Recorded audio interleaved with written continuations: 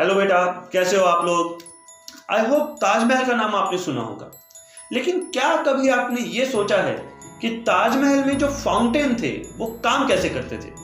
पुराने टाइम पे मोटर नहीं होती थी, पंप नहीं होते थे, फिर भी इन फाउंटेन्स को चलाया जाता था। इनके पीछे की फिजिक्स क्या थी, और अगर हम वो फिजिक्स सीख भी लेते हैं तो वो फिजिक्स हमारे काम किस आएगी। कौन कौन सी ऐसी इंजीनियरिंग या मेडिकल प्रॉब्लम्स हैं जो इस तरह की फिजिक्स के ऊपर डिपेंडेंट होती है। तो बेटा आज के लेक्चर में हम यही सब कुछ डिस्कस करेंगे। लेकिन आज का लेक्चर स्टार्ट करने से पहले एक बात, बेटा कोई टीचर अगर क्लास में एक्सपेरिमेंट से पढ़ाए, वीडियोस से पढ़ाए, एनिमेशन से पढ़ाए तो हमें बड़ा मजा आता है। लेकिन वो मजा दुगना हो जाता है अगर वही सारे प्रैक्टिकल्स, वही सारे एक्सपेरिमेंट्स हम भी कर सकें। और यही सोच के साथ कि एक स्टूडेंट को पढ़ने में मजा आना चाहिए, इस चैनल को स्टार्ट किया गया है। इस चैनल में बेटा फिजिक्स के जो कॉन्सेप्ट है वो हम लोग एक्सप्लेन करते हैं छोटे छोटे डिजिटल एक्सपेरिमेंट से, डिजिटल मॉडल से। और वो सारे एक्सपेरिमेंट मॉडल आपको भी अवेलेबल है अगर आप उनको पढ़ने के साथ साथ यूज करना चाहते हैं। आपको करना क्या होगा, आपको अपने मोबाइल पर स्प्लिट स्क्रीन मोड ऑन करना होगा। स्प्लिट स्क्रीन में बेटा ब्राउजर ओपन कीजिए और ब्राउजर में ओपन कीजिए student.desmos.com। यहां पर बेटा आपसे क्लास का कोड पूछा जाएगा, तो आज के लेक्चर का कोड है XVCU24। बेटा आप ये कोड ओपन करके आज के लेक्चर के आप सारे डिजिटल एक्सपेरिमेंट्स ओपन कर सकते हैं, और जैसे जैसे क्लास प्रोग्रेस करेगी वैसे वैसे आप उनको यूज भी कर सकते हैं। और जो बच्चे ऐसे ही बहुत ज्यादा एंजॉय करते हैं हमारी क्लासेस को, तो उनके लिए बेटा लेक्चर ऐसे ही स्टार्ट कर लेते हैं। चलिए बेटा आज का लेक्चर स्टार्ट करते हैं।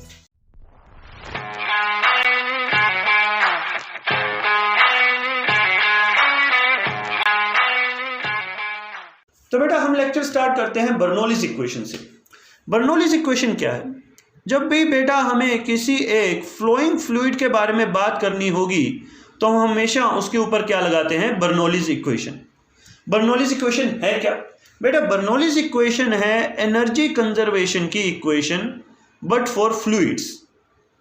Energy conservation for fluids. बेटा एनर्जी कंजर्वेशन को हमने ऑलरेडी पढ़ रखा है। वर्क पावर एनर्जी चैप्टर के अंदर हम एनर्जी कंजर्वेशन पढ़ते हैं।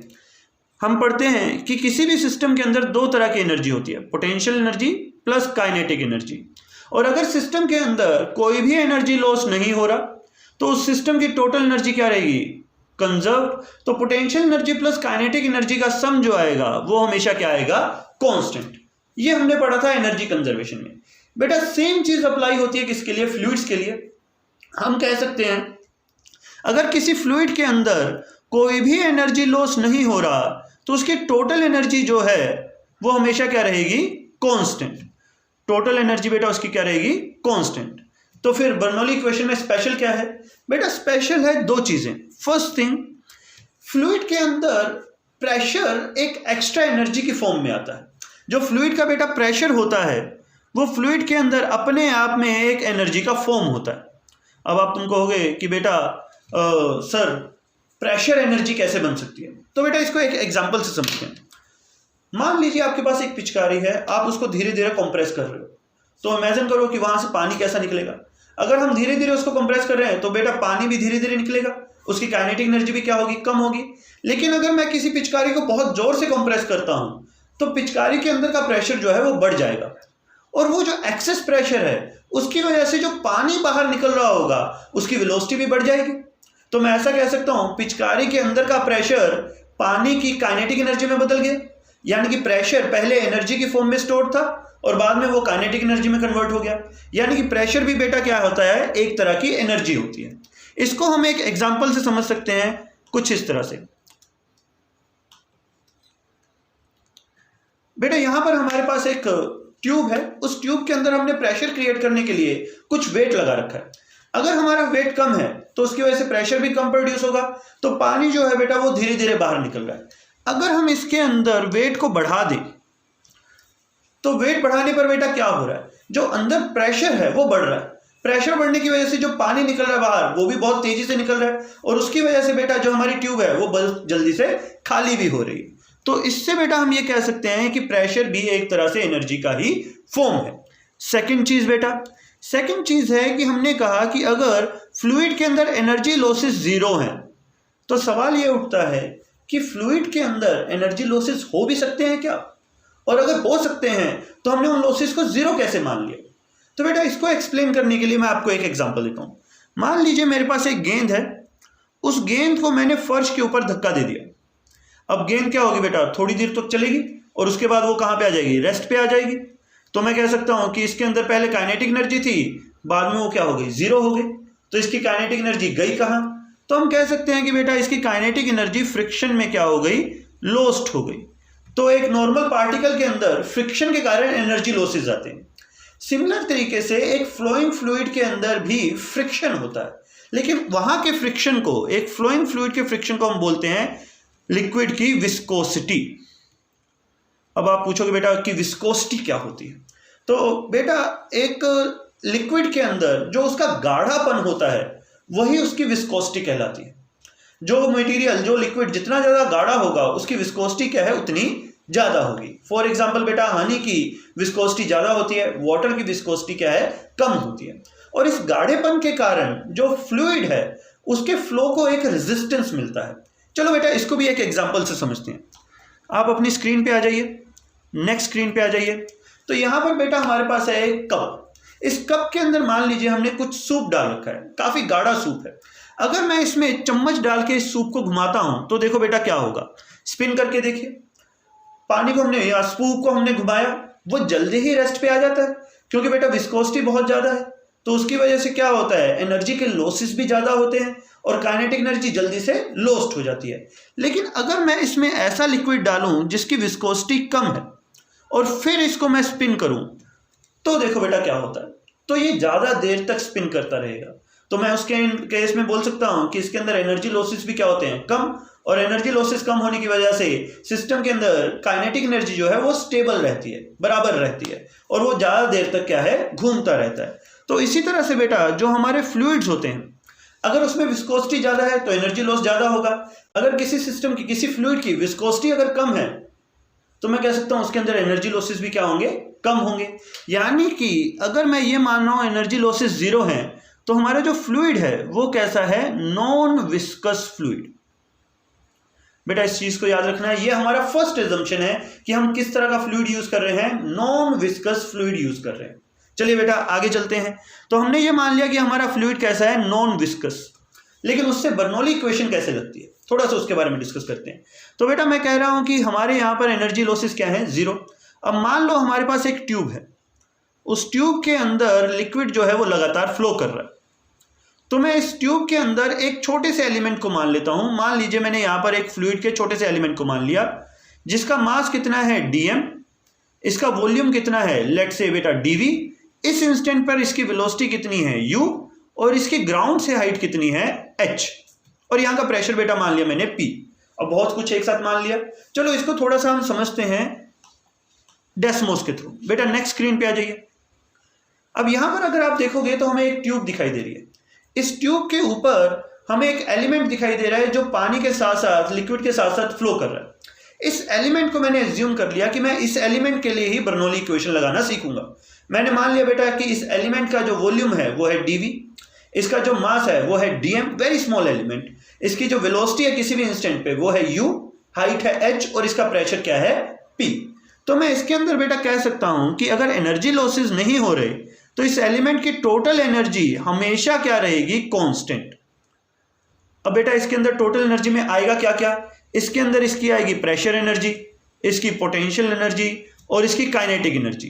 तो बेटा हम क्या कहना चाहते हैं, हम कहना चाहते हैं कि इस एलिमेंट की pressure energy plus kinetic energy plus potential energy का सम हमेशा क्या रहेगा, कांस्टेंट। अब एक एक करके इनको लिखना सीखते हैं। सबसे पहली चीज कि प्रेशर एनर्जी लिखेंगे कैसे। तो बेटा किसी भी एक एलिमेंट में प्रेशर एनर्जी जो होती है वो प्रेशर इनटू क्या होती है, उसका वॉल्यूम। तो बेटा हम यहाँ पे लिख लेते हैं कि उस एलिमेंट की प्रेशर एनर्जी क्या है, प्रेशर इनटू इट्स का वॉल्यूम। किसी भी एलिमेंट की काइनेटिक एनर्जी क्या होगी, तो बेटा पार्टिकल की काइनेटिक एनर्जी होती है हाफ mv², तो हम लिख लेते हैं हाफ dmu², प्लस बेटा पोटेंशियल एनर्जी क्या होती है, पोटेंशियल एनर्जी होती है mgh, तो हम बेटा यहाँ पे लिख लेते हैं dm g into h is equals to constant. अब बेटा एक काम करो, पूरी इक्वेशन को dv से डिवाइड कर दो। तो अगर मैं पूरी इक्वेशन को dv से डिवाइड करता हूं तो बेटा मेरे पास इक्वेशन हो जाती है p plus half dm by dv u square plus dm by dv gh is equals to constant. अब बेटा ये dm बाई dv क्या बन गया? Mass upon volume. अब मास अपॉन वॉल्यूम क्या होता है बेटा? तो आपको अच्छे से पता है, मास अपॉन वॉल्यूम होता है डेंसिटी। तो हम लिख लेते हैं बेटा p plus half rho u square plus rho g h is equals to क्या आ गया? कांस्टेंट। अब यहां पर बेटा ये p क्या है? ये है pressure energy per unit volume. Half rho u square क्या है बेटा? Kinetic energy per unit volume. और ये रो जी एच क्या है बेटा? Potential energy per unit volume. और इन सब का सम क्या रहेगा एक एलिमेंट के लिए? कांस्टेंट। और इसी को बेटा बोलते हैं बर्नौलीज इक्वेशन।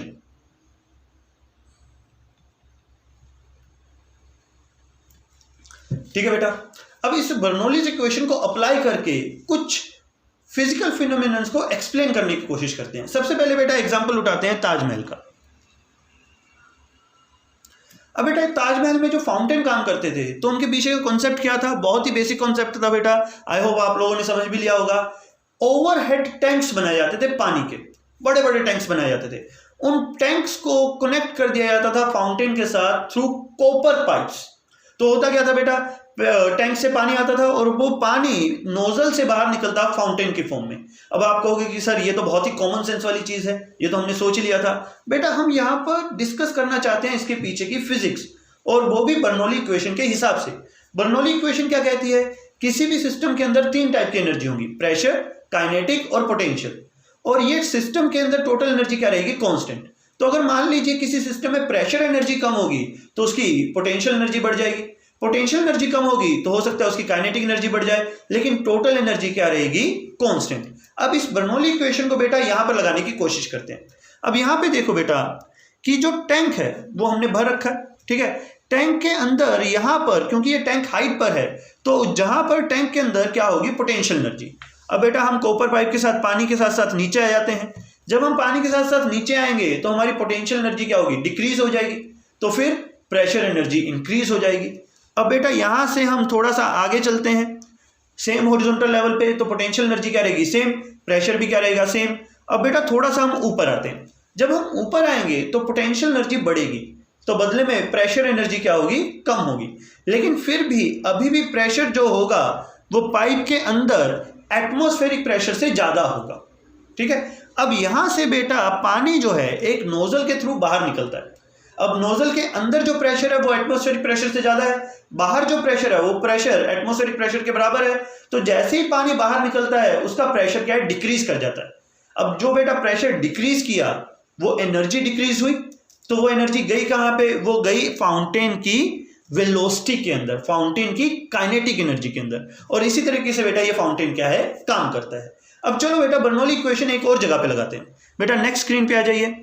नेक्स्ट स्क्रीन पे जो आप कंस्ट्रक्शन देख रहे हो इसको बोलते हैं pivots tube, PIVOT, pivots tube. बेटा ये हमारे सिलेबस का पार्ट है, इसके ऊपर कभी क्वेश्चन आ सकता है, ठीक है। इसको मैं डिटेल में डिस्कस करूंगा नेक्स्ट वीडियो के अंदर, लेकिन यहां पर हम इसकी बेसिक फिजिक्स सीखेंगे कि यहां पर हो क्या रहा है। अब बेटा पिवट्स ट्यूब बहुत ही इजी कंस्ट्रक्शन है, आप घर पे बना सकते हो। जो सोडा पीने वाली स्ट्रोज होती हैं उसको 90 डिग्री पे बेंड कर दो, आपकी पिवट ट्यूब बन गई। इन ट्यूब्स का यूज करते हैं साइंटिस्ट किसी भी रिवर की वेलोसिटी मेजर करने के लिए। बेटा आप 90 डिग्री पे बेंड ट्यूब को उठाओ, रिवर के अंदर पुट कर दो, तो आपको क्या देखने को मिलेगा? जैसे कि आप स्क्रीन पे देख रहे हो, पानी स्पीड के साथ आएगा, पिवट ट्यूब के अंदर पानी जो है उसको धक्का देगा, तो उसकी वजह से पिवट ट्यूब के अंदर वर्टिकल डायरेक्शन में पानी जो है थोड़ा सा ऊपर बढ़ जाएगा। और जितना पानी राइज करेगा हम कह सकते हैं वेलोसिटी उतनी ज्यादा होगी, या जितनी ज्यादा वेलोसिटी होगी पानी की हाइट उतनी ज्यादा राइज होगी। अब ये तो कॉमन सेंस है बेटा, इसी चीज को हम समझने की कोशिश करते हैं बर्नौलीज इक्वेशन से। अब बेटा इसको समझते हैं किस तरीके से। मान लीजिए हमारे पास यहां पर एक रिवर है, ये रही बेटा रिवर, और हमने इसके अंदर डाल दिया एक पिवट्स ट्यूब। ये रही बेटा हमारी पिवट्स ट्यूब।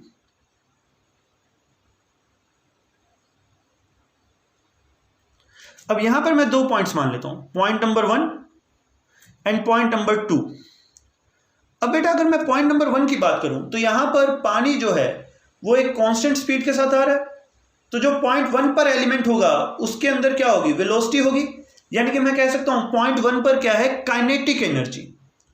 अब बेटा पॉइंट 2 पे अगर मैं देखूं तो वहां पे पानी स्टेशनरी होगा, उसके पास कोई वेलोसिटी नहीं होगी। लेकिन बेटा उस पानी के पास एक हाइट है, हाइट होने के कारण उसके पास क्या है, एक पोटेंशियल एनर्जी है। तो मैं कह सकता हूं कि पॉइंट 2 पर क्या है, पोटेंशियल एनर्जी।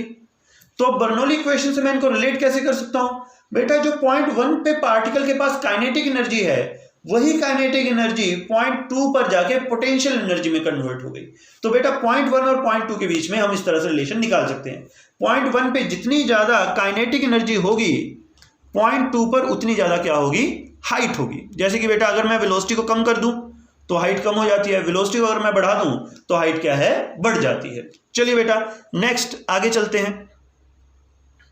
अब फिर से हम बर्नौली इक्वेशन लगाते हैं वेंचुरी मीटर के लिए। जो बेटा आप स्क्रीन पे देख रहे हो इसको बोलते हैं वेंचुरी मीटर, और इसको समझने की कोशिश करते हैं कि यहां पे हो क्या रहा है। तो बेटा एक हमारे पास ट्यूब है जिसका क्रॉस सेक्शन क्या है, नॉन यूनिफॉर्म। जब नॉन यूनिफॉर्म क्रॉस सेक्शन से पानी पास करके जाता है तो आप देख सकते हो जहां पर एरिया कम है वहां पर वेलोसिटी क्या है, ज्यादा। और उसके पीछे का रीजन क्या है, इक्वेशन ऑफ कंटिन्यूटी। बेटा हमने पढ़ा था अगर एरिया कम होगा तो वेलोसिटी क्या है, बढ़ जाएगी। अब इसके पीछे हम बर्नौली इक्वेशन कैसे लगाते हैं, थोड़ा सा उसको देखना बेटा। लेट से ये है वेंचुरी मीटर, और यहां पर क्रॉस सेक्शन एरिया क्या है, कम। अब बेटा जहां पे क्रॉस सेक्शन एरिया कम है वहां पे वेलोसिटी क्या होगी, ज्यादा होगी। और अगर वेलोसिटी ज्यादा हुई तो बेटा यहां पर पॉइंट नंबर 2 पर मैं ये कह सकता हूं कि काइनेटिक एनर्जी क्या होगी, ज्यादा होगी। अगर बेटा 2 पे काइनेटिक एनर्जी बढ़ गई और हाइट में खास चेंज आ नहीं रहा, 1 और 2 क्या है, सेम हाइट पर है, काइनेटिक एनर्जी बढ़ गई तो बर्नौली इक्वेशन के हिसाब से टोटल एनर्जी क्या रहनी चाहिए, कांस्टेंट। अगर काइनेटिक एनर्जी बढ़ रही है तो कोई चीज तो कम होगी, हाइट तो चेंज हो नहीं रही, तो कौन कम होगा, प्रेशर। तो बेटा बर्नौली इक्वेशन से मैं ये बोल सकता हूं कि अगर फ्लूइड के अंदर वेलोसिटी बढ़ती है तो फ्लूइड का प्रेशर जो है वो कम होता है। ये बहुत ही इंटरेस्टिंग रिजल्ट है। अगर फ्लूइड की वेलोसिटी बढ़ती है तो फ्लूइड का प्रेशर जो है वो कम होता है। बेटा इसको बोलते हैं बर्नौलीज प्रिंसिपल। और बेटा इस प्रिंसिपल के हमारे बहुत सारे एप्लीकेशन हैं। इन सारे एप्लीकेशंस को मैंने एक्सप्लेन किया है अपनी एक प्रीवियस वीडियो के अंदर, तो बेटा आप इसको सर्च करोगे तो आप उनमें सारे के सारे एप्लीकेशंस को डिटेल में स्टडी कर सकते हो। तो वेंचुरी मीटर बेटा हमारे सिलेबस का भी पार्ट है, IIT JEE के सिलेबस का पार्ट है, तो इसको हम डिटेल में डिस्कस करेंगे। पिवेट ट्यूब, साइफन और वेंचुरी मीटर, इसको डिटेल में डिस्कस करेंगे बेटा एक वीडियो के अंदर, जिसमें मैं आपको सारे के सारे क्वेश्चन सॉल्व करना सिखाऊंगा कि पिवेट ट्यूब के, वेंचुरी मीटर के, साइफन के क्वेश्चन किस तरह के आते हैं और कैसे वो सॉल्व किए जाते हैं। लेकिन आज की क्लास में बेटा सिर्फ बर्नौलीज इक्वेशन, तो उसको ही आगे लेके चलते हैं। अब बेटा हमने ये बेसिक सीख लिया कि बर्नौली इक्वेशन लगाई कैसे जाती है। अब थोड़ा सा हम इन पे क्वेश्चन भी सॉल्व करके देखते हैं कि IIT JEE और नीट में अगर कोई क्वेश्चन आता है बर्नौली इक्वेशन का तो उसको कैसे सॉल्व किया जाता है। तो सबसे पहले बेटा एक क्वेश्चन उठाते हैं PYQ, previous year question IIT JEE का। इस क्वेश्चन के अंदर दिया गया है कि हमारे पास एक हॉरिजॉन्टल ट्यूब है जिसका क्रॉस सेक्शन जो है वो वेरिएबल है। एक जगह पर बेटा क्रॉस सेक्शन ज्यादा है, एक जगह पर क्रॉस सेक्शन कम। यहां का क्रॉस सेक्शन एरिया दिया गया है 10 सेंटीमीटर स्क्वायर, यहां का दिया गया है 5 सेंटीमीटर स्क्वायर, और कहा जा रहा है कि यहां पे वेलोसिटी जो है लिक्विड की वो है 1 मीटर पर सेकेंड। लिक्विड के नाम पे क्या दिया गया है बेटा, वाटर, और उसकी डेंसिटी है 10⁻³ किलोग्राम पर मीटर क्यूब। और यहां का प्रेशर दिया गया है बेटा इस पॉइंट का 2000 पास्कल। तो आपसे पूछा जा रहा है कि बताओ इस पॉइंट पर, पॉइंट नंबर 2 पर प्रेशर कितना होगा। अब बेटा इस टाइप के क्वेश्चन को आप कैसे सोल्व करोगे, दो चीजें याद रखना। फ्लूइड डायनामिक्स के अंदर कोई भी क्वेश्चन आए, आपके आवाज कोई भी फ्लूइड, जो फ्लोइंग फ्लूइड है उसका कोई भी क्वेश्चन आए, उसके ऊपर हमेशा दो ही इक्वेशन लगेंगी। एक तो है बेटा equation of continuity A1V1 = A2V2, और दूसरी लगेगी बेटा Bernoulli's equation, pressure plus half ρU² plus ρGH, इन सबका सम क्या रहेगा, कांस्टेंट। अगर आप लकी हुए बेटा तो सिर्फ एक इक्वेशन से भी आपका काम चल जाएगा, लेकिन इस 2 से ज्यादा इक्वेशंस लग ही नहीं सकती, है ही नहीं बेटा सिलेबस में। तो इनको यूज करके हम इस क्वेश्चन को सोल्व करते हैं। तो देखो बेटा पॉइंट नंबर 1 और पॉइंट नंबर 2 के बीच में लिक्विड फ्लो कर रहा है, तो बर्नौली इक्वेशन से मैं कह सकता हूं कि पॉइंट 1 और पॉइंट 2 पे जो टोटल एनर्जी होगी वो हमेशा क्या आएगी, कांस्टेंट। अब पॉइंट नंबर 1 पे बेटा हमें प्रेशर पता है, एरिया पता है, वेलोसिटी पता है। पॉइंट नंबर 2 पे हमें सिर्फ एरिया पता है और यहाँ का प्रेशर हमसे पूछा जा रहा है। अगर मैं किसी तरीके से यहाँ की वेलोसिटी निकालूं तो मैं अपनी बर्नौलीज इक्वेशन यहाँ पे लगा सकता हूँ। अब पॉइंट नंबर 2 पे वेलोसिटी निकाली कैसे जाए, तो उसके लिए काम आती है बेटा equation of continuity. a1 v1 is equals to a2 v2।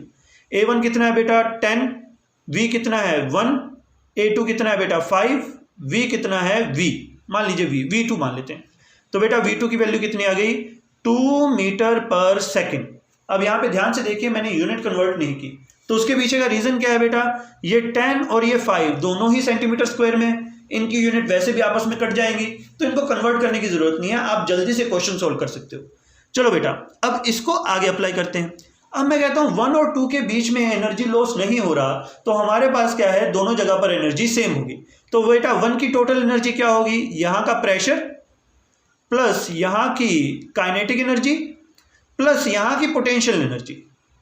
अब बेटा मैं यह कहा, यहां पे मान लेता हूं कि हाइट कुछ h है, हमें दी नहीं हुई लेकिन मैंने हाइट h मान ली। अब बेटा यही चीज मैं लिखता हूं 2 के लिए कि 2 का प्रेशर प्लस 2 की काइनेटिक एनर्जी प्लस 2 की पोटेंशियल एनर्जी। जितनी हाइट बेटा हमने यहां पे मानी है उतनी हाइट 1 और 2 दोनों पे मान ली, क्योंकि हमें पाइप दी गई है हॉरिजॉन्टल, तो दोनों जगह पर हाइट लगभग क्या रहेगी, सेम रहेगी। अब बेटा पोटेंशियल एनर्जी तो दोनों तरफ से कट जाएगी, काट दो इसको। P1 की वैल्यू दी गई है 2000, पुट कर दो बेटा, हाफ रो की वैल्यू दी गई है 1000, U की वैल्यू दी गई है बेटा 1 का square is equals to P2 हमें निकालना है प्लस हाफ 1000 इंटू 2 का स्क्वायर। 2 से बेटा 2 कट जाएगा और यहाँ पे ये 2 से ये कट जाएगा 500, यहाँ पे 2000 आएगा बेटा, 2000 कट गया, तो P2 की वैल्यू कितनी आ गई 500 पास्कल।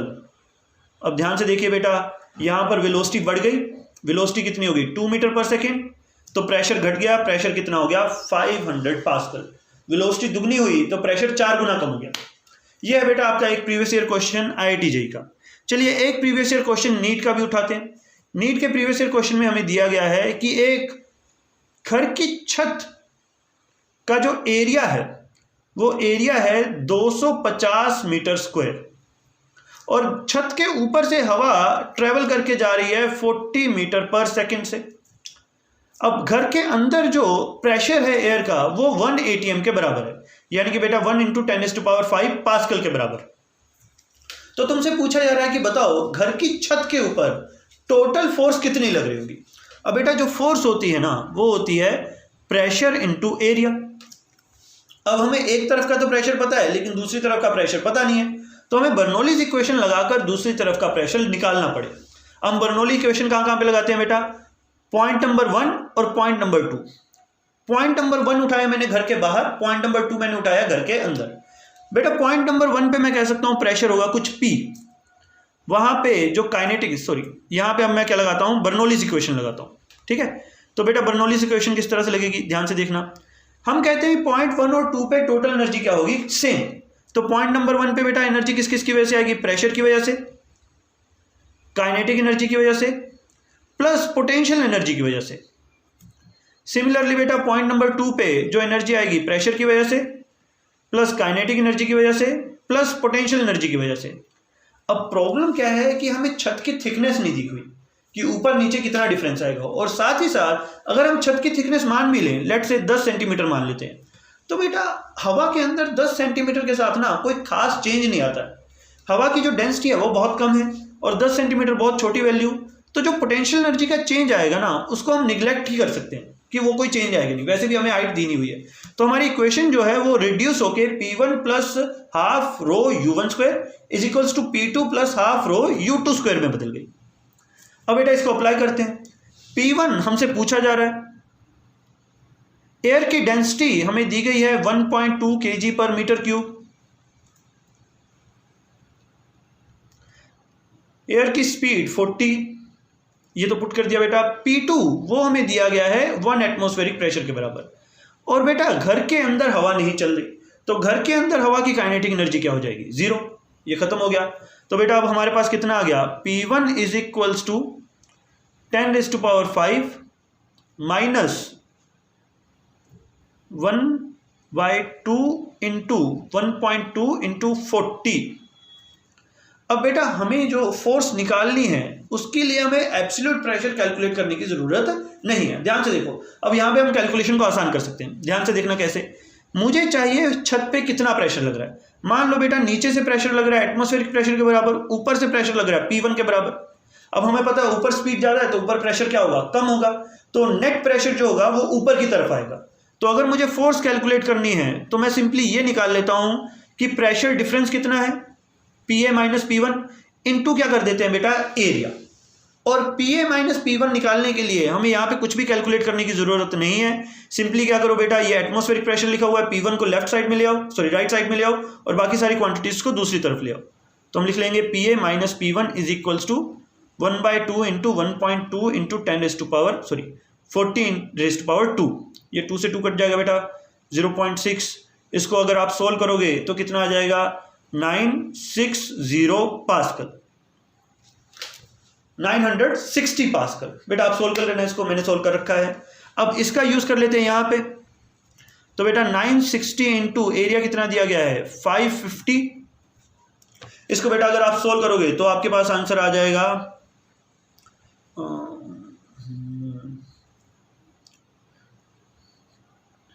2.4 इंटू 10⁻5 न्यूटन, और ये फोर्स आएगी बेटा अपवर्ड डायरेक्शन में। ठीक है, तो बेटा इस तरह से ये हम 2 क्वेश्चन सोल्व कर सकते हैं। तो बेटा आज के लेक्चर के लिए इतना ही। अगर आपको इस लेक्चर के रिगार्डिंग कोई भी सजेशन देने हैं, कोई भी आपको डाउट पूछना है, तो बेटा आप नीचे कमेंट सेक्शन में लिख सकते हैं। नेक्स्ट क्लास में आगे बढ़ेंगे। Thank you.